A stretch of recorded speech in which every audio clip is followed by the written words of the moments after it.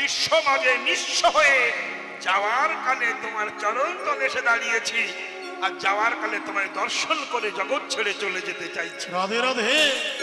এই কৃপাটুকু করো। অপূর্ব তত্ত্ব দিয়েছে। এই আসক্তি যদি মানুষের সর্বনাশ করে, কিছু করার আছে? একজন মহাপণ্ডিত সারা জীবন কৃষ্ণ নাম করেছে, করে করে করে করে করে সংসারের মধ্যে নাম করতে করতে কৃপা হয়েছে। ঠিক মৃত্যুর 5 মিনিট আগে স্বর্গের থেকে স্বর্ণ রথ এসেছে। পণ্ডিত, তোমার কৃষ্ণ নামে ভগবান রথ পাঠিয়ে দিয়েছে, ওঠো। স্বর্ণ রথে উঠেছে। যেই না উঠেছে তার স্ত্রী বলছে, ওগো আমি না তোমার অর্ধাঙ্গিনী, তুমি না হয় নাম করেছো, আমি না মুরগি খেয়েছি, তা আমাকে কি নিয়ে যাবে না? মূলত বটে, যাও কি করবে। কিন্তু রথে তো 2টি আসন, একজন চালাবে একজন বসবে। স্বর্ণ রথে বসেছে স্বামী, কিন্তু আর তো আসন নাই। স্ত্রীকে বললে, এক কাজ করো, যদি যেতে চাও আমি রথে বসছি, ঠ্যাং ঝুলিয়ে দিয়ে তুমি আমার পাটা ধরো, ঠ্যাংটা ধরো, ঝুলে থাকো। যেই স্বামীর পা ধরে ঝুলছে, ছেলে বলছে, ও বাবা তুমি যাচ্ছ, বাবা যাচ্ছ, আমাকে নিয়ে যাবে না? মা বললো, তাহলে তুই আমার পা ধর।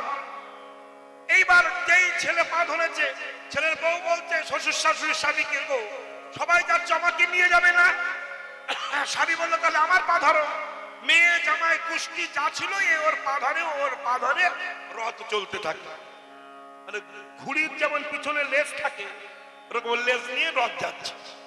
কিন্তু যিনি স্বয়ং ভক্ত, তিনি হরে কৃষ্ণ নাম করছে, স্ত্রী পা ধরেছে, স্ত্রীর পা ছেলে ধরেছে, ছেলের পা বউ ধরেছে, ভাবে আস্তে আস্তে লম্বা হয়েছে। যেতে যেতে আসক্তি। ওই বউ তখন নিচের ছেলেকে বলছে, খোকা স্বর্গে তো যাচ্ছি, এবার মূলো চাষটা করলাম, মূলগুলো কি সুন্দর হলো রে। এই মূলো কি হবে, আমরা তো স্বর্গে যাচ্ছি। যেই না বললো মূলা মূলা, মেয়ে বলছে মূলা তো কোনো বড় হয়নি। মা বলছে, হাত ছেড়ে দিয়ে, মা বলছে এইরকম লম্বা মোটে পা ছেলে, যেই এই হাত বলেছে আর ডাব করে সব পড়ে গেছে। বুঝেছেন ব্যাপারটা কেমন? আসক্তি। তাহলে জগতে সবার একটা করে মূলো আছে, আর মূলো আছে বলেই স্বর্গে যাওয়া যাচ্ছে না। মূলটা কেমন? যখন হাতে হাতে মূল্য আছে, মোবাইল মূল্য, কারোর ভালোবাসা মূল্য আছে। এই আসক্তির জন্য স্বর্গে যাওয়া যাচ্ছে না। আসক্তিটা ত্যাগ করলেই স্বর্গপথগামী হওয়া যাবে, কিন্তু পারছি না। আপনি দেখুন, 50 বছর বয়সে রাজা ভরত সর্বস্ব ত্যাগ করে বনে ভজন করতে গিয়েছিলেন, জানেন? কিন্তু আসক্তি তাকে ভজন করতে দেয়নি। আসক্তি ভজন করতে দেয়নি। কি হয়েছিল জানি তাই? রাজা ভরত সাধনায় বসেছেন, এমন সময় এক গর্ভবতী হরিণ বাঘের তাড়া খেয়ে খাল্লাম মারতে গিয়ে প্রসাব করেছে। ছোট্ট একটা বাচ্চা হরিণটা মারা গেল। মা হরিণ, বাচ্চা হরিণটা জলে ভেসে যাচ্ছে। যে রাজা ভরত সর্বস্ব, রাজ সিংহাসন, পুত্র কন্যা স্ত্রী ত্যাগ করে, সর্বহারা হয়ে সব ত্যাগ করে অনুরাগে ভক্তি নিয়ে যিনি বনে এসেছেন, তিনি ছোট্ট একটা বাচ্চা হরিণের প্রেমে পড়ে গেল। দেখেছেন আসক্তি মানুষকে কোথায় নামিয়ে দেয়। এইবার সেই বাচ্চা হরিণটা কি খাবে, কি করবে, ঘাস ছেড়া আর ভজন হয় না ভরতের। একবার ঘাস ছিটতে যায়, একবার দুধ ভিক্ষা করতে যায়, সর্বক্ষণ তার দিকে তাকিয়ে থাকে, বাঘে যদি ধরে খায়, আর ভরতের ভজন হয় না। আসক্তি। সুদূর হরিণের দিকে তাকায়, হরিণটা একটু বড় হয়েছে, ভরত মরে যাবে, এমন সময় ভরত হরিণের দিকে তাকিয়ে হাই হাই করছে, ওরে হরিণ রে, আমি তো চলে যাচ্ছি, তোকে যদি বাঘে খায় আমি তো আর রক্ষা করতে পারবো না। এই হরিণ চিন্তা করতে করতে ভরত দেহ ত্যাগ করলেন। ওই হরিণ চিন্তা করতে করতে দেহ ত্যাগ করার পরে সেই ভরত আবার পৃথিবীতে জন্মগ্রহণ করলেন, হরিণ রূপে জন্মগ্রহণ করলেন, হরিণ হয়ে গেলেন। ওই যে হরিণ চিন্তা করতে করতে বলেছে। এই জন্য বাড়িতে কুকুর পোষা ঠিক নয়। অনেকে ঘরে কুকুর ঢোকান, আমি দেখেছি অনেক মায়েরা সকালবেলা নাইটি পরে কুকুর কোলে করে নিয়ে ধ্যানাচি করে করে বেড়ায়, আমি কুত্তার মা, আমি কুত্তার মা। ঠিক না? এই যে কুকুর চিন্তা করতে করতে করতে করতে যদি মরে যায়, আপনাকে কিন্তু কুকুর হয়ে জন্মাতে হবে। কুকুর বাইরে পোষণ, জীবে প্রেম ভালো, কিন্তু কুকুর নিয়ে ঘরে অত কীর্তি করা ঠিক নয়। আমি এটুকু মাঝে মাঝে দেখি এমন কুকুর পীড়িত করছে, সব কুকুরে চুমু খাওয়া হয় রে। কুকুরের কি যন্ত্র, কুকুরের সিংহাসন, কিন্তু ঘরের মধ্যে ঠাকুরের একটা আসন নাই।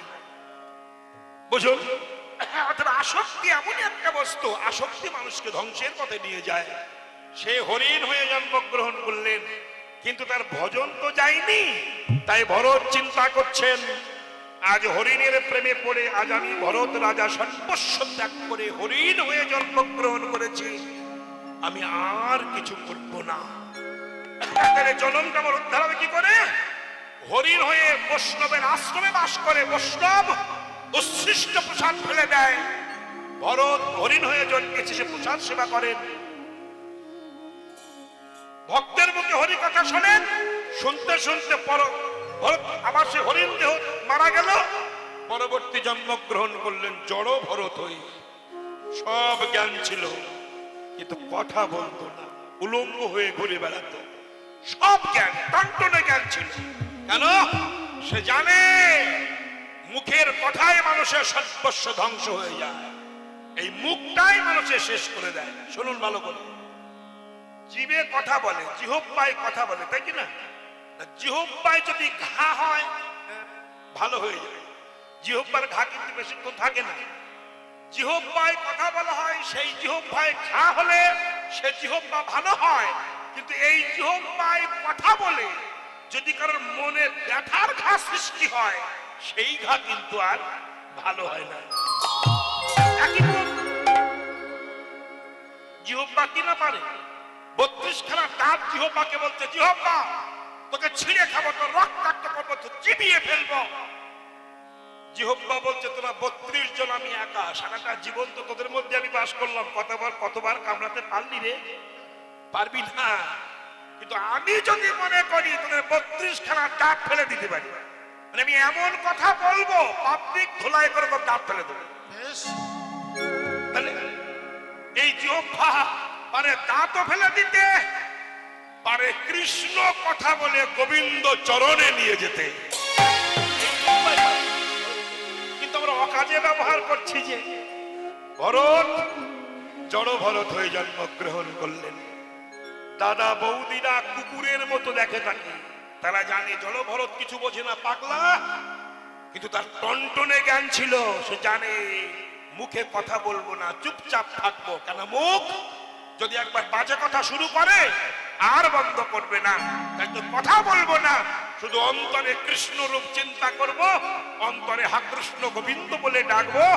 সবাই জানবে আমি জড়, আমি পাগল, আমাকে কেউ মূল্য দেবে না। আর মূল্য যদি না দেয়, আমি হা কৃষ্ণ প্রাণ কৃষ্ণ বলে কাঁদতে হয়েছিল। জড় ভরত বসে আছেন। আমি একটুখানি বলি, আসক্তি মানুষকে কোথায় নিয়ে যায়। জড় ভরত বসে আছেন, দেখুন বেগুন গাছে কুলি বসে বেগুন খায়। ওর দাদা বলল, জড় ভরতের দাদা, তুই তো কিছু করিস না, গ্রামের থেকে নিষ্কর্মা। যখন বেগুন খেতে বেগুনে বসে পাখি বেগুন খাবে, তখন 3 বাজিয়ে পাখি তাড়িয়ে দিবি। ও মাথা নাড়িয়ে তাই বলল। এইবার যেই পাখি উড়ে উড়ে বেলায় 3 বাজায়, পাখি যে সে বেগুন খায়, তখন 3 বাজানো বন্ধ করে দেয়। অন্তরে ভাবে, ভগবানের সৃষ্টি জীব সেবা করছে, সেবায় যদি আমি বাদী হই, আমি যে অপরাধী হয়ে যাব। কত বড় জ্ঞানটা, টনটনে জ্ঞান ছিল, কিন্তু সে জড় ভরত হয়ে ঘুরে বেড়াচ্ছে। মহাজন বলছেন, এবার ওই রাস্তা দিয়ে রৌগণ বড় রাজা চলেছেন কপিল মুনির আশ্রমে তত্ত্বাস্বাদন করতে। তার পালকিতে 4 জন বাহক ছিল, একজনের জ্বর হয়েছে, টানতে পারছে না। মহারাজ বলল, পাশে কোনো লোক পাও কি দেখো। ওই নাদোষ চেহারা দেখতে বললো, জড় ভরতকে তুলে নিল, তার ঘাড়ের উপরে পালকি চাপিয়ে দিল। কিন্তু সে তো টনটনে জ্ঞানী, সে রাস্তার দিকে তাকিয়ে দেখছে পিঁমড়ের শাড়ি যাচ্ছে, পাটা উঁচু করে। কেন? পিঁমড়ের গায়ে যদি পা লাগে জীব হত্যা হয়ে যাবে, তাই পা উঁচু করে। পালকিটা দোলা খায়। আরেকটু দূরে যে তুলসী বাগান দেখতে পায়, পা উঁচু করে পালকি দোলা খায়। রৌদেব তখন বলছে, বলে স্পর্ধা, তুমি বারবার আমাকে কাঁধে নিয়ে দোলা খাচ্ছ, ঝুলে ঝুলে পড়ছো, তোমাকে হত্যা করবো, ঘরে গিয়ে মুন্ডু সেদন করবো। তাও চুপ করে আছে। অনেকক্ষণ পরে এই জীবনে প্রথম জড়ভরত কথা বললেন, মহারাজ, রাখে কৃষ্ণ মারে কে, আর মারে কৃষ্ণ রাখে কে? আপনি আমাকে মারতে পারেন? আপনি কোথায় যাচ্ছেন? আমি যাচ্ছি কপিল দেবের আশ্রমে। কেন? তত্ত্ব আস্বাদন করতে। জড়ভরত বলল, শুনুন, তত্ত্ব আস্বাদন করতে গেলে কারোর কাঁধে উঠে গেলে হবে না। যদি আস্বাদন করতে যান, বৈষ্ণবের চরণ ধুলিতে গড়াগড়ি দিতে দিতে যান। অহংকারের সিংহাসনে বসে তত্ত্ব সাধন হয় না গো, ওটা মূর্খের সিদ্ধান্ত। তাহলে কথাটা কেমন হলো? আসক্তি মানুষকে কোথায় নামিয়ে দেয়? অনেক আসক্তির কথা আমি আপনাদের বলবো। আসক্তিতে বানরের দল একাদশী করতে গেছে। বানররা ইউনিয়ন করেছে যে আমি একাদশী করব। অন্য বানররা বলল, তুই যে একাদশী করবি, একাদশী করলে দেহে বল থাকে না, তারপর দিন ঘুম ঘুম ভাব হয়, হাত পা ভালো কাজ করে না। বললো না, করব। ব্রজের সবাই একাদশী করে, আমি করবো না কেন? আমি বানর হয়েছি, করবো না? করবোই। তাও নির্জল একাদশী করবো, সিদ্ধান্ত ভালো। নির্জল একাদশী যখন করবো, একাদশীর দিন বানর চিন্তা করছে আসক্তি, যে একাদশী করে কাল যদি কাছে না উঠতে পারি, শরীর যদি দুর্বল হয়ে যায়, তাহলে আজকে কাছে উঠেই বসে থাকবে। তা গাছে উঠে বসেছে, কলা পাকা পেয়েছে, নির্জল একাদশী করছে। এইবার কলা বাগানে কলা গাছ দেখে, কলা পাকা দেখে মনে ভাবছে, কাল যদি একাদশীর পরে আমার হাত বল না হয়, কাজ করতে পারে, কলাটা ছিঁড়ে রাখে। কলা ছিঁড়ে রেখে দিয়েছে। পরে বলছে, যদি কালকে দুর্বল হয়ে খোসা ছাড়াতে না পারি, খোসাটা ছাড়িয়েই রাখে। ভাবলো, যদি কালকে দাঁতে দুর্বল দেখা, যদি চিবাতে না পারি, চিবিয়ে রেখে দিই। তো চিবিয়ে যখন রাখলাম, গিলেই রেখে দিই। নির্জল একাদশী শেষ হয়ে গেছে। আসক্তিতে হরি ভজন করতে দেয় না। তাই মহাজন কথাটা বলেছেন, সাবধান, হরি হরি বিফলে জন্ম ঘুমাইনু, মনুষ্য জন্ম পাইয়া রাধা কৃষ্ণ না ভজিয়া, জানিয়া শুনিয়া বিষ খাই। শ্রী ভগবান শ্রীকৃষ্ণ শ্রী অদ্বৈত আচার্যের আকুল আহ্বানে কলিহত জীবকে উদ্ধার করবার জন্য নামাস্ত্র লয়ে সচিমায়ের ভাঙা ঘরে অবতীর্ণ হয়েছে। অদ্বৈত আচার্যকে প্রেরণা জুগিয়েছিলেন তিনি হলেন মাধবেন্দ্র পুরী মহারাজ। আস্তে তার আগেও আর একটা কথা আছে। এই অদ্বৈত আচার্যের জন্মভূমি বাংলাদেশ। বাবার নাম কুবের মিশ্র, মায়ের নাম নাভা দেবী। এই নাভা দেবী ৮০ থেকে ৮৫ বছর বয়সে কমলাক্ষকে বলেছিল, মানে অদ্বৈত আচার্যের আর এক নাম কমলাক্ষ। কমলাক্ষকে বলেছিল, বাবা আমার বড় ইচ্ছা, আমি একটু গঙ্গা স্নান করতে যাব, নিয়ে যাবে। অদ্বৈত আচার্য বলল, মা যেতে হবে না, আমি পারবো না। মা নাভা দেবী বললেন, জীবনে তো পাকা বাড়ির স্বাদ চাইনি, গাড়ি বাড়ি চাইনি, তো গঙ্গা স্নান করবো বার্ধক্য বয়সে। পৃথিবী থেকে বিদায় নেওয়ার আগে যদি গঙ্গায় স্নান করে মনটা পবিত্র হয়, তুই তো পুত্র, তোর কর্তব্য আমাকে নিয়ে যাওয়া। বললো, না মা, তোমার ৮০ থেকে ৮৫ বছর বয়স, তুই গঙ্গায় যাবে কি করে? তাহলে কি আমার যাওয়া হবে না? অদ্বৈত আচার্য বললেন, তোমার যেতে হবে না। তাহলে কি গঙ্গায় স্নান হবে না আমার? বলো, হবে। কি করে হবে? যাওয়া হবে না। বললো, গঙ্গার কাছে তোমার যেতে হবে না, গঙ্গাকে আমি তোমার কাছে নিয়ে আসব। কেমন কথা? তোমাকে যেতে হবে না, আমি গঙ্গাকে নিয়ে আসব। অদ্বৈত আচার্য বাৎসল্য প্রেমে বন্ধিত হয়ে মাকে গঙ্গার কৃপা পাওয়ার জন্য দিবানিশি নয়ন জলে ভাসি ভাসি মা গঙ্গা পতিত পাবনী। মা আমার, তুমি একবার এসো। আমার গর্ভধারিণী মায়ের বড় ইচ্ছা তোমার মুখে একটু অবগাহন করবে। পুত্র হয়ে যদি বাসনা পূর্ণ না করতে পারি তাহলে অপুত্র হয়ে গেলাম। আমি তো পুত্রের স্বাদ মেটাতে পারলাম না। মা এসো। অহর্নিশি দিবানিশি বসে বসে কেঁদে কেঁদে নয়ন জলে ভেসে ভেসে ডাকে। ঠিক পাশে আস্তে আস্তে, এগুলো আশ্চর্য ঘটনা বোঝা। এই বাচ্চা, আশ্চর্য ঘটনা কেমন? ঘুমিয়ে আছেন সবাই নিশীতে। মা গঙ্গা পাশেই নদী ছিল, সেই নদী থেকে হাত উঁচু করে ডাক দিল, কমলাক্ষ তোমার মাকে জাগিয়ে দাও, স্নান করবে। আমি তোমার ডাকে এসেছি।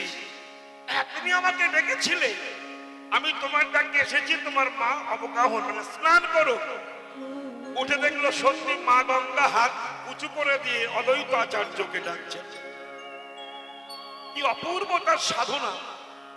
যখন মা নাভা দেবী অদ্বৈতের ডাকে গঙ্গে এসেছেন, স্নান করে উঠে অদ্বৈতের মস্তকে হস্তার্পণ করে আশীর্বাদ করছেন। অদ্বৈত, তুই যখন আমাকে বৃদ্ধ বয়সে তোর মাকে গঙ্গায় স্নান করিয়ে, গঙ্গাকে ডেকে এনে গঙ্গাতে স্নান করিয়ে প্রাণ পবিত্র করলি, আমার পাপ তাপ ধুয়ে দিলি, আমি আশীর্বাদ করলাম। এই কলিহত জীব বড় পাপে পরিণত হয়ে আছে। এদের দেহ মন প্রাণ সবকিছু পাপে পরিপূর্ণ হয়ে আছে। তাই তুই পারবি একমাত্র স্বয়ং ভগবানকে ডেকে ডেকে এই কলিতে ডেকে এনে মধুমাকা হরিনাম দিয়ে কলিহত জীবকে তুই মাত্র উদ্ধার করতে পারবি।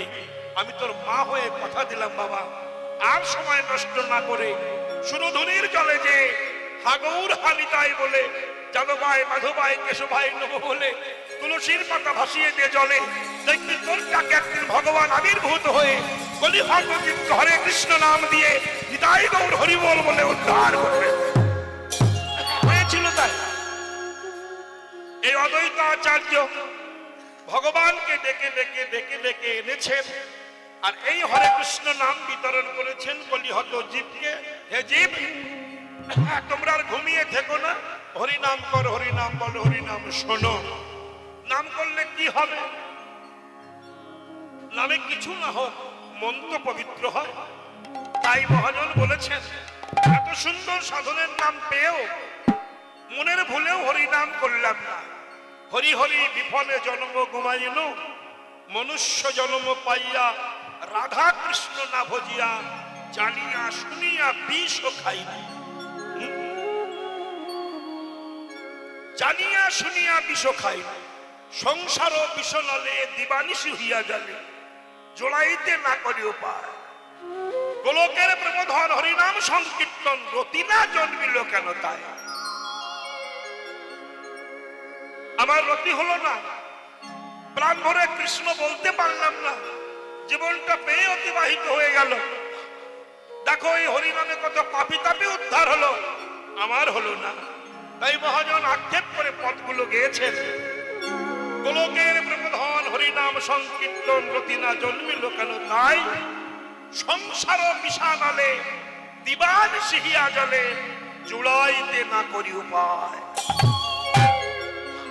প্রত্যেকটা মানুষ জর্জরিত, বাইরে দেখতে ভালো, বেশভূষায় ভালো, রং চঙে ভালো, কিন্তু ভিতরটা বড় আগুনে দগ্ধীভূত হচ্ছে। প্রত্যেকটি মানুষ, কেউ সুখে নাই। প্রত্যেকটি মানুষ কাঁদছে, কেউ পেয়ে কাঁদছে, কেউ না পেয়ে কাঁদছে। সবার মধ্যে বেদনা আছে। তাই বেদনা থেকে মুক্তি পেতে গেলে একমাত্র রাস্তা হরিনাম কীর্তন করা। গোলকের প্রবোধন হরিনাম সংকীর্তন, রতিনা জন্মিল কেন তাই? সংসার বিষানলে দিবানিশি হিয়া গেলে, জোড়াইতে না করি উপায়। আমরা পারি না কেন? একমাত্র আসক্তি। মন দিয়ে কথাগুলো শুনবেন। আসক্তিতে মানুষকে সবই নষ্ট করে দিল। 14খানা বৎসর, আসতে কথা নয়, 14টা বৎসর, 14 বৎসরের জন্য সীতা মা রামের সঙ্গে বনবাসে গিয়েছিলেন। 13খানা বছর ভালো ছিল, একটি বছর শুধু মায়া হরিণের পাল্লায় পড়ে গেল, আসক্তির পাল্লায়। সীতা, আপনারা জানেন সোনার কি হরিণ হয়? হয় না, এটা মায়া হরিণ। তাই মায়া হরিণ পাওয়ার জন্য রামচন্দ্রকে সীতা বলেছিল যে আমার মায়া হরিণ, স্বর্ণ হরিণটা ধরে দাও। এই হরিণটাই হলো কাল, এটা আসক্তি। আসক্তি মানুষকে সর্বনাশ করে দেয়। বোঝা গেল কি? মানে এই যে লীলার মধ্যে কত সুন্দর তত্ত্ব লুকানো আছে। যখন যাচ্ছেন 14 বছরের জন্য বনে, সীতা বললেন আমি থাকবো না ঘরে, আমি আপনার সঙ্গে যাব। কেন? স্বামী ভিন্ন, সংসার অন্ধকার। যে নারীর স্বামী চলে যায় তার তো কোনো মানে হয় না ঘরে থাকার। সুখ দুঃখে যে সাথী হয় সেই তো স্ত্রী হয়। আমি যাব। স্বামীর সঙ্গে গিয়েছিলেন, সুন্দর নিশি যাপন হচ্ছিল। হঠাৎ মায়া হরিণের পাল্লায় পড়ে গেল। মায়া হরিণের পাল্লায় দুদিকে দেখা গেল জগৎকে শিক্ষা। নট সীতা ছিল না, রাম ছিল না, আমি মেনে নিলাম। এগুলো কাব্য, এগুলো রচনা, এগুলো কাল্পনিক হতে পারে, কিন্তু যুক্তিগুলো বড় সুন্দর। এই জন্য চাণক্য মহাপণ্ডিত ছিলেন। চাণক্য এক জায়গায় লিখেছেন 3 বেলা মানুষের 3 রকম করা উচিত। কি? সকালবেলা স্ত্রী আলোচনা করবে, দুপুর বেলা জুয়া খেলার আলোচনা করবে, আর রাত্রিবেলা চোরের আলোচনা করবে। হরে কৃষ্ণ। এবার আমরা ভাববো চাণক্যের মতো পণ্ডিত এই কথা বলা কি ঠিক হলো? সকালবেলা উঠে স্ত্রীর কথা বলতে হবে? কামুক মানুষ। দুপুরবেলা জুয়া খেলার কথা আলোচনা করতে হবে? এটা হয়? রাত্রিবেলা চোরের আলোচনা করতে হবে। এই জন্য হিন্দু ধর্ম শাস্ত্র গ্রন্থ যারা বোঝে না, তারা মূর্খ জাতীয় মানুষ, এই কথাগুলো উদ্ধার করতে পারবে না। যারা কৃষ্ণ নিন্দক, যারা হিন্দু ধর্ম নিন্দক, এটা পরেই বলবে দেখো চাণক্যের মতো পণ্ডিত বলেছে সকালবেলা মেয়ে ছেলের কথা আলোচনা করো, দুপুরবেলা জুয়া খেলার কথা বলো, রাত্রে চুরির কথা বলো। এ কি কথা? বাবা তুমি মানে বোঝো না গো। চাণক্যের মতো পণ্ডিত কথাটা বলে ভাবতে হবে তো। তুই মূর্খের মতো মানুষ, মূর্খ মানুষ, মূর্খ সিদ্ধান্ত করে নিয়েছ, ঠিক নয়। চাণক্য বলতে চাইছে সকালবেলা উঠে নারীর চরিত্র আলোচনা করো, মানুষ সীতা মায়ের চরিত্র আলোচনা করো, তবে তোমার মন পবিত্র হবে, তোমার জীবন ধন্য হবে। যে সীতা মা স্বামীর সঙ্গে গেল, রামের মতো বিশ্ব ব্রহ্মাণ্ডের মালিক যার স্বামী, যার অঙ্গ থেকে কোটি কোটি হরিণ সৃষ্টি হয়, সেই রামকে ত্যাগ করে সে হরিণের পেছনে ছুটল। তার জন্য তার ভগবান ত্যাগ করে অসুরের ঘরে গিয়ে থাকতে হলো, রাক্ষসের ঘর করতে হলো, মায়া হরিণের জন্য। কেন? রামকে বাদ দিয়ে যখন বলল আমি তোমাকে চাই না, হরিণ ধরে দাও। একদিক মহাজন দেখাচ্ছে সংসারে যারা পরম পতিকে ত্যাগ করে আসক্তিকে আঁকড়ে ধরতে চায়, তাদের অবস্থা এমনই হয়, তারা ভগবানকে ত্যাগ করে আসক্তি মায়াকে ধরে সারাটা জীবন মায়া রাক্ষসের ঘর করে যায়। এটা তত্ত্ব গেল। আর একটা তত্ত্ব কি? আজ যদি রামচন্দ্র নারীর কথা না শুনত, মহাজন বললেন যদি রামচন্দ্র সীতার কথা না শুনত, তাহলে আজ রাম সীতা হারা হতো না, সর্বস্ব হারা হয়ে গেল। স্ত্রীর কথা মানা ভালো, কিন্তু অন্যায্য কিছু দাবি মানা ঠিক নয়। হরিণ ধরে দাও, গেল কেন? হরে কৃষ্ণ, গেল কেন? না যেতে পারত। তাহলে একটি কারণে সীতা স্বামী হারা হলো, ভগবান হারা হলো, আবার রামচন্দ্র স্ত্রী হারা হলো, সবকিছু হারা হয়ে গেল। যন্ত্রণায় ছটফট করতে লাগলো। এদিকে রাবণের ঘর করতে লাগলো। রাবণ জানে যখন রামলীলায় কত আধ্যাত্মিক তত্ত্ব দেওয়া আছে। রাবণ জানে যে আমি যদি রাম রাম করে সারা জীবন কাঁদি, আমি রামের কৃপা পাবো না। রামকে পেতে গেলে কি করতে হবে? রামের যে প্রিয়া মানে ভক্ত ভক্তা, আমি তাকে যদি ঘরে এনে সেবা করতে পারি, ভক্তের টানে ভগবান আমার কাছে আসবে। এই সীতা হরণ, সঠিক সীতাকে ধারণ করতে পারিনি। একটা সীতাকে যখন নিয়ে গেল, এক সীতার জন্য সর্বস্ব হারিয়ে গেল। সোনার লঙ্কা গেল, পুত্রগুলো গেল, ভাইগুলো গেল, সোনার লঙ্কা গেল, সর্বস্ব নিঃস্ব হয়ে গেল। সবকিছু নিঃস্ব হওয়ার পরে রাবণ সরাঘাতে বিদ্ধ হলো। রামচন্দ্র বলল, রাবণ তুমি কিছু চাও আমার কাছে? রাবণ বলেছিল, প্রভু আমি জগৎ থেকে যাওয়ার আগে কিছুক্ষণ টাইম তুমি আমার সামনে দাঁড়িয়ে থাকো। তুমি আমার এত বড় শত্রু, এতদিন শত্রুতা করলে যে আজ আমাকে চাইছো? বলে শোনো, প্রথম যদি আমি তোমার সঙ্গে যুদ্ধ করতে আসতাম, আমি আসিনি কেন? আমি জানি কিছু থাকতে ভগবানের করুণা হয় না। আমার পুত্র, আমার কন্যা, আমার সৈন্য, আমার রাজ সিংহাসন, আমার ভাই, আমি বিশ্ব মাঝে নিঃস্ব হয়ে যাওয়ার কালে তোমার চরণ তলে এসে দাঁড়িয়েছি, আর যাওয়ার কালে তোমায় দর্শন করে জগৎ ছেড়ে চলে যেতে চাইছি। রাধে রাধে। এই কৃপাটুকু করো। অপূর্ব তত্ত্ব দিয়েছে। এই আসক্তি যদি মানুষের সর্বনাশ করে, কিছু করার আছে? একজন মহাপণ্ডিত সারা জীবন কৃষ্ণ নাম করেছে, করে করে করে করে করে সংসারের মধ্যে নাম করতে করতে কৃপা হয়েছে। ঠিক মৃত্যুর 5 মিনিট আগে স্বর্গের থেকে স্বর্ণ রথ এসেছে। পণ্ডিত, তোমার কৃষ্ণ নামে ভগবান রথ পাঠিয়ে দিয়েছে, ওঠো। স্বর্ণ রথে উঠেছে। যেই না উঠেছে তার স্ত্রী বলছে, ওগো আমি না তোমার অর্ধাঙ্গিনী, তুমি না হয় নাম করেছো, আমি না মুরগি খেয়েছি, তা আমাকে কি নিয়ে যাবে না? মূলত বটে দাও, কি করবে? কিন্তু রথে তো 2টি আসন, একজন চালাবে একজন বসবে। স্বর্ণ রথে বসেছে স্বামী, কিন্তু আর তো আসন নাই। স্ত্রীকে বললো, এক কাজ করো, যদি যেতে চাও আমি রথে বসছি, ঠ্যাং ঝুলিয়ে দিয়ে তুমি আমার পাটা ধরো, ঠ্যাংটা ধরো, ঝুলে থাকো। যেই স্বামীর পা ধরে ঝুলছে, ছেলে বলছে, ও বাবা তুমি যাচ্ছ, বাবা যাচ্ছ, আমাকে নিয়ে যাবে না? মা বললো, তাহলে তুই আমার পা ধর। এইবার যেই ছেলে পা ধরেছে, ছেলের বউ বলছে, শ্বশুর শাশুড়ি স্বামীকে, গো সবাই যাচ্ছে, আমাকে নিয়ে যাবে না? স্বামী বললো, তাহলে আমার পা ধরো। মেয়ে জামাই কুস্তি যা ছিল, ওর পা ধরে, ওর পা ধরে রথ চলতে থাকে। মানে ঘুড়ির যেমন পিছনে লেজ থাকে, ওরকম লেজ নিয়ে রথ যাচ্ছে। কিন্তু যিনি স্বয়ং ভক্ত, তিনি হরে কৃষ্ণ নাম করছে, স্ত্রী পা ধরেছে, স্ত্রীর পা ছেলে ধরেছে, ছেলের পা বউ ধরেছে, ভাবে আস্তে আস্তে লম্বা হয়েছে। যেতে যেতে আসক্তি, ওই বউ তখন নিচের ছেলেকে বলছে, খোকা স্বর্গে তো যাচ্ছি, এবার মূলো চাষটা করলাম, মূলগুলো কি সুন্দর হলো রে। এই মূলো কি হবে? আমরা তো স্বর্গে যাচ্ছি। যেই না বললো মূলা মূলা, মেয়ে বলছে মূলা তো কোনো বড় হয়নি। মা বলছে, হাত ছেলে দিয়ে, মা বলছে এইরকম লম্বা মোটে পা ছেলে, যেই এই হাত বলেছে আর ডাব করে সব পড়ে গেছে। বুঝেছেন ব্যাপারটা কেমন? আসক্তি।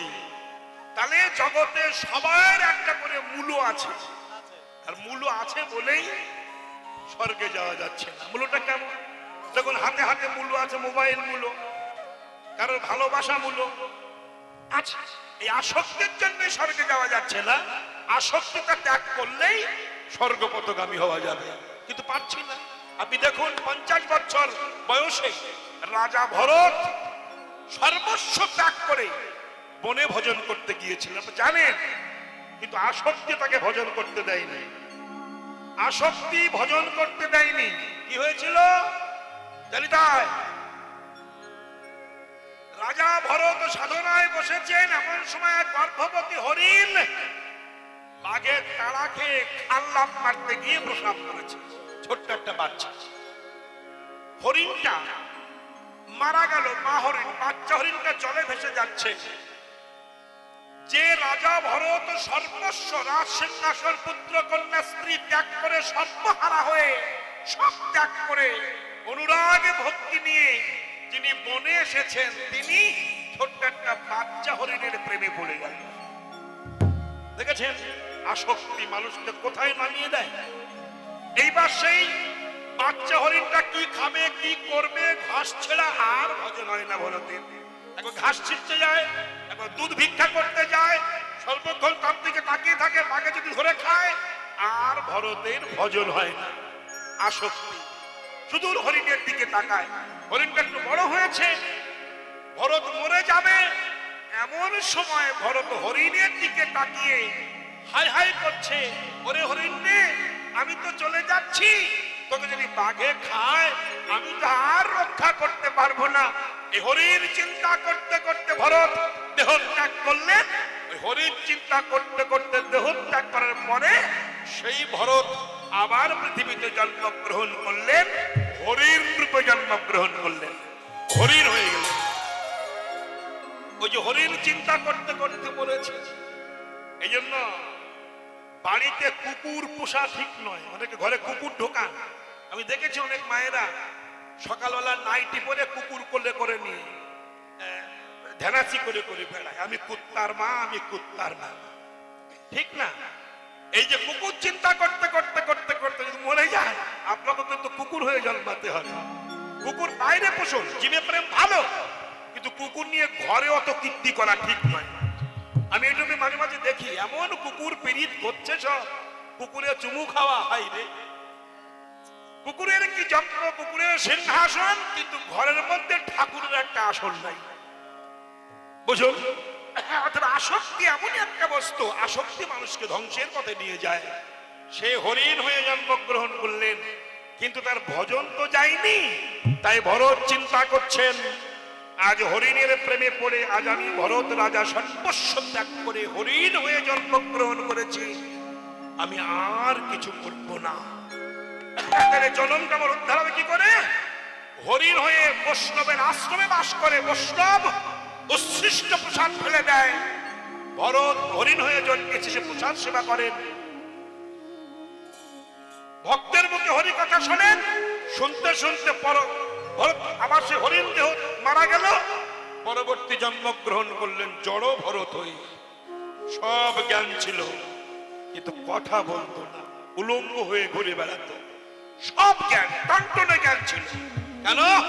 সে জানে মুখের কথায় মানুষের সর্বস্ব ধ্বংস হয়ে যায়, এই মুখটাই মানুষের শেষ করে দেয়। শুনুন ভালো করে, জিভে কথা বলে, জিহ্বায় কথা বলে, তাই কি না? জিহ্বায় যদি ঘা হয় ভালো হয়ে যায়, জিহ্বার ঘা কিন্তু বেশিক্ষণ থাকে না। জিহ্বায় কথা বলা হয়, সেই জিহ্বায় ঘা হলে সে জিহ্বা ভালো হয়, কিন্তু এই জিহ্বায় কথা বলে যদি কারোর মনে ব্যথার ঘা সৃষ্টি হয়, সেই ঘা কিন্তু আর ভালো হয় না। জিহ্বা কি না পারে? 32 খানা দাঁত জিহ্বাকে বলছে, জিহ্বা তোকে ছিঁড়ে খাবো, তোর রক্তাক্ত করবো, তো চিবিয়ে ফেলবো। জিহ্বা বলছে, তোরা 32 জন, আমি একা, সারাটা জীবন তো তোদের মধ্যে আমি বাস করলাম, কতবার কামড়াতে পারলি রে? পারবি না। কিন্তু আমি যদি মনে করি তোদের 32 খানা দাঁত ফেলে দিতে পারি, মানে আমি এমন কথা বলবো পাবলিক ধুলাই করে তোর দাঁত ফেলে দেবো। তাহলে এই জিহ্বা পারে দাঁতও ফেলে দিতে পারে, কৃষ্ণ কথা বলে গোবিন্দ চরণে নিয়ে যেতে। কিন্তু আমরা অকাজে ব্যবহার করছি। যে ভরত জড় ভরত হয়ে জন্মগ্রহণ করলেন। দাদা বৌদিরা কুকুরের মতো দেখে থাকে, তারা জানে জড় ভরত কিছু বোঝে না, পাগলা, কিন্তু তার টনটনে জ্ঞান ছিল। সে জানে মুখে কথা বলবো না, চুপচাপ থাকবো। কেন? মুখ যদি একবার বাজে কথা শুরু করে আর বন্ধ করবে না। তাই তো কথা বলবো না, শুধু অন্তরে কৃষ্ণ রূপ চিন্তা করব, অন্তরে হা কৃষ্ণ গোবিন্দ বলে ডাকবো। সবাই জানবে আমি জড়, আমি পাগল, আমাকে কেউ মূল্য দেবে না, আর মূল্য যদি না দেয় আমি হা কৃষ্ণ প্রাণ কৃষ্ণ বলে কাঁদতে হয়েছিল। জড় ভরত বসে আছেন, আমি একটুখানি বলি আসক্তি মানুষকে কোথায় নিয়ে যায়। জড় ভরত বসে আছেন, দেখুন বেগুন গাছে কুলি বসে বেগুন খায়। ওর দাদা বলল, জড় ভরতের দাদা, তুই তো কিছু করিস না, গ্রামের থেকে নিষ্কর্মা। যখন বেগুন খেতে বেগুনে বসে পাখি বেগুন খাবে, তখন 3 বাজিয়ে পাখি তাড়িয়ে দিবি। ও মাথা নাড়িয়ে তাই বলল। এইবার যেই পাখি উড়ে উড়ে বেলায় 3 বাজায়, পাখি যে সে বেগুন খায়, তখন 3 বাজানো বন্ধ করে দেয়। অন্তরে ভাবে ভগবানের সৃষ্টি জীব সেবা করছে, সেবায় যদি আমি বাদী হই, আমি যে অপরাধী হয়ে যাব। কত বড় জ্ঞানটা, টনটনে জ্ঞান ছিল, কিন্তু সে জলভরত হয়ে ঘুরে বেড়াচ্ছে। মহাজন বলছেন এবার ওই রাস্তা দিয়ে রৌগণ বড় রাজা চলেছেন কপিল মুনির আশ্রমে তত্ত্বাস্বাদন করতে। তার পালকিতে 4 জন বাহক ছিল, একজনের জ্বর হয়েছে, টানতে পারছে না। মহারাজ বলল পাশে কোন লোক পাও কি দেখো। ওই নাদোষ নদোষ চেহারা দেখতে বলল জলভরতকে তুলে নিল, তার ঘাড়ের উপরে পালকি চাপিয়ে দিল। কিন্তু সে তো টনটনে জ্ঞানী, সে রাস্তার দিকে তাকিয়ে দেখছে পিঁমড়ের শাড়ি যাচ্ছে, পাটা উঁচু করে। কেন? পিঁমড়ের গায়ে যদি পা লাগে জীবনটা হয়ে যাবে, তাই পা উঁচু করে, পালকিটা তোলা খায়। আরেকটু দূরে যে তুলসী বাগান দেখতে পায়, পা উঁচু করে, পালকি তোলা খায়। রৌদেব তখন বলছে বলে স্পর্ধা, তুমি বারবার আমাকে কাঁধে নিয়ে দোলা খাচ্ছ, ঝুলে ঝুলে পড়ছো, তোমাকে হত্যা করবো, ঘরে যে মুন্ডু সেদন করবো। তাও চুপ করে আছে। অনেকক্ষণ পরে এই জীবনে প্রথম জলভরত কথা বললেন, মহারাজ রাখে কৃষ্ণ মারে কে, আর মারে কৃষ্ণ রাখে কে? আপনি আমাকে মারতে পারেন? আপনি কোথায় যাচ্ছেন? আমি যাচ্ছি কপিল দেবের আশ্রমে। কেন? তত্ত্ব আস্বাদন করতে। জলভরত বলল শুনুন, তত্ত্ব আস্বাদন করতে গেলে কারোর কাঁধে উঠে গেলে হবে না। যদি আস্বাদন করতে যান বৈষ্ণবের চরণ ধুলিতে গড়াগড়ি দিতে দিতে যান। অহংকারের সিংহাসনে বসে তত্ত্ব সাধন হয় না গো, ওটা মূর্খের সিদ্ধান্ত। তাহলে কথাটা কেমন হলো? আসক্তি মানুষকে কোথায় নামিয়ে দেয়? অনেক আসক্তির কথা আমি আপনাদের বলবো। আসক্তিতে বানরের তাল একাদশী করতে গেছে, বানররা ইউনিয়ন করেছে যে আমি একাদশী করব। অন্য বানররা বলল তুই যে একাদশী করবি, একাদশী করলে দেহে বল থাকে না, তারপর দিন ঘুম ঘুম ভাব হয়, হাত পা ভালো কাজ করে না। বলল না করব। ব্রজের সবাই একাদশী করে, আমি করবো না কেন? আমি বানর হয়েছি না, করবো না? করবোই। তাও নির্জল একাদশী করবো, সিদ্ধান্ত ভালো। নির্জল একাদশী যখন করবো, একাদশীর 3 বানর চিন্তা করছে আসক্তি, যে একাদশী করে কাল যদি কাছে না উঠতে পারি, শরীর যদি দুর্বল হয়ে যায়, তাহলে আজকে কাছে উঠেই বসে থাকবে। তা কাছে উঠে বসেছে, কলা পাকা পেয়েছে, নির্জল একাদশী করছে। এইবার কলা বাগানে কলা গাছ দেখে, কলা পাকা দেখে মনে ভাবছে কাল যদি একাদশীর পরে আমার হাত বল না হয়, কাজ করতে পারে, কলাটা ছিঁড়ে রাখে। কলা ছিঁড়ে রেখে দিয়েছে। পরে বলছে যদি কালকে দুর্বল হয়ে খোসা ছাড়াতে না পারি, খোসাটা ছাড়িয়েই রাখে। ভাবলো যদি কালকে দাঁতে দুর্বল দেখা, যদি চিবাতে না পারি চিবিয়ে রেখে দিই। তো চিবিয়ে যখন রাখলাম, গিলেই রেখে দিই। নির্জল একাদশী শেষ হয়ে গেছে। আসক্তিতে হরি ভজন করতে দেয় না। তাই মহাজন কথাটা বলেছেন, সাবধান, হরি হরি বিফলে জন্ম গোমাইনু, মনুষ্য জন্ম পাইয়া রাধা কৃষ্ণ না ভজিয়া, জানিয়া শুনিয়া বিষ খাই। হ্যাঁ ওগো, গোলকের প্রেম ধন আর হরি নাম সংকীর্তন। গোলকের প্রেম ধন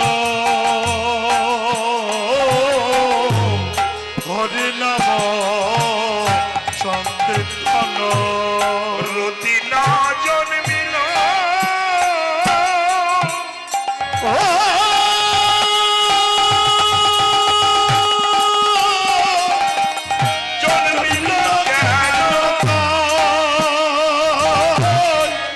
সংসার বিষালে,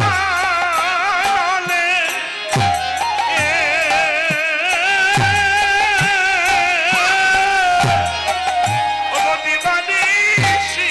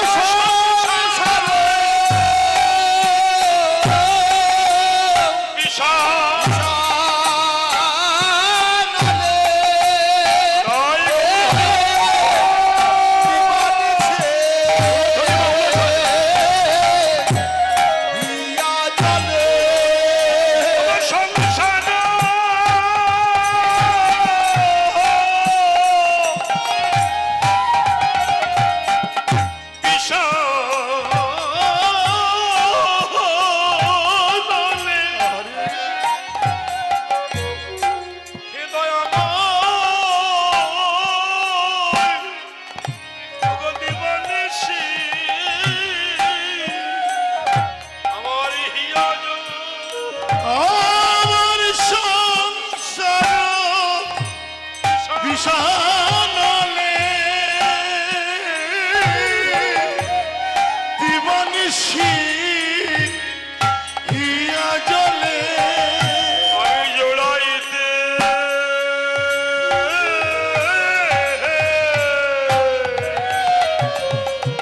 না করি আমি জোড়াইতে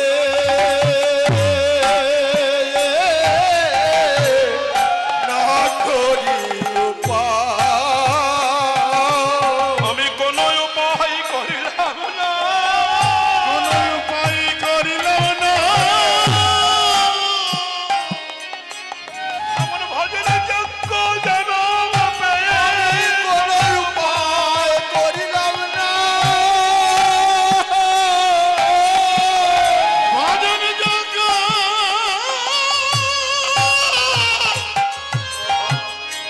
জনম পেয়ে আমি কোনো উপায় করিলাম না আমি পেয়ে যেন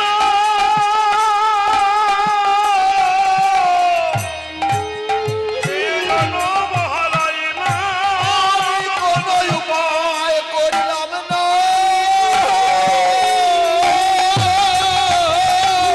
বেজন হারাইল কোনো উপায় করিলাম না আমি ভুলেও কৃষ্ণ বলিলাম না কোনো উপায় করিলাম না। বলিলাম কত বাজে কথা বলে বাজে কথা বলে গেল কোনো উপায় করলাম না। বাজে কথা বলে গেল কোনো উপায় করলাম না। বাজে কথা বলে গেল কোনো উপায় করলাম না। কোনো উপায় করলাম জোড়াইতে না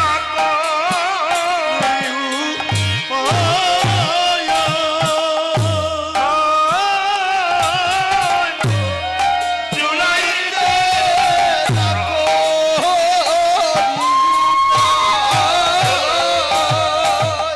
অগ ব্রজেন্দ্র নন্দন যে শচী সুত হইল সে ব্রজেন্দ্র গণ যে সত্যি সুত হইল সে বলরা হইল নিতা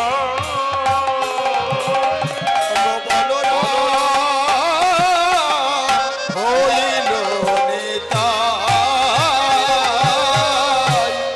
ও যত পাপি তাপি ছিল মধুর হরি নামে উদ্ধার হল পাপি ছিল হরি নামে উদ্ধারিল ওগো যত পাপি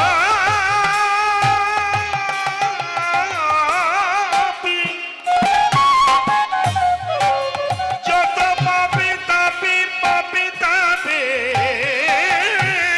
ছিল এইল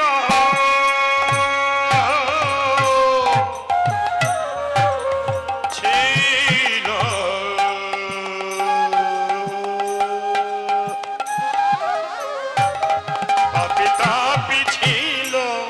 পাপি তাপি ছিল